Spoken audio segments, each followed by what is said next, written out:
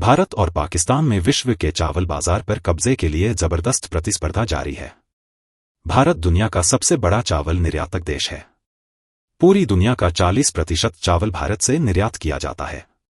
वहीं पाकिस्तान दुनिया का चौथा सबसे बड़ा चावल निर्यातक देश है, जो बाजार के बड़े हिस्से पर कब्जा करना चाहता है। आइए जानते हैं पूरी खबर।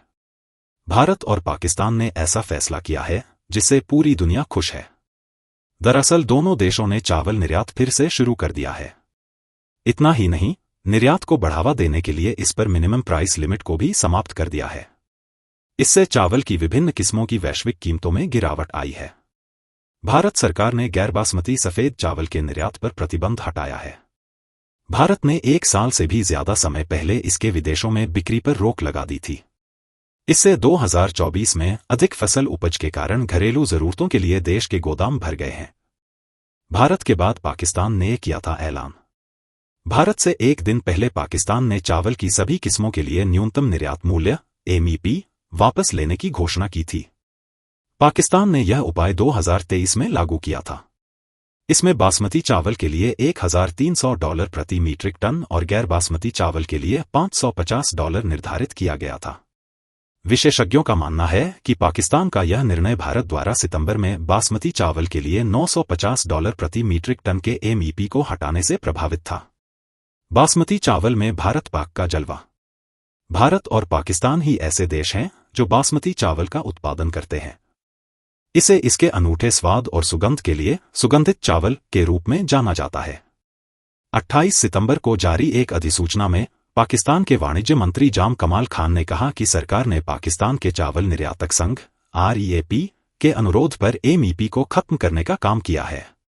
खान ने कहा कि पिछले साल वैश्विक चावल की बढ़ती कीमतों और गैर बासमती चावल पर भारत के निर्यात प्रतिबंध के जवाब में न्यूनतम निर्यात मूल्य को लागू किया गया था। भारत के प्रतिबंध से पैसा कमाना चाहता था पाकिस्तान। भारत के प्रतिबंधों के कारण पाकिस्तान बासमती चावल का एकमात्र निर्यातक बन गया था। इससे उसे न्यूनतम निर्यात मूल्य (MEP) के माध्यम से विदेशों से डॉलर कमाने का मौका मिला।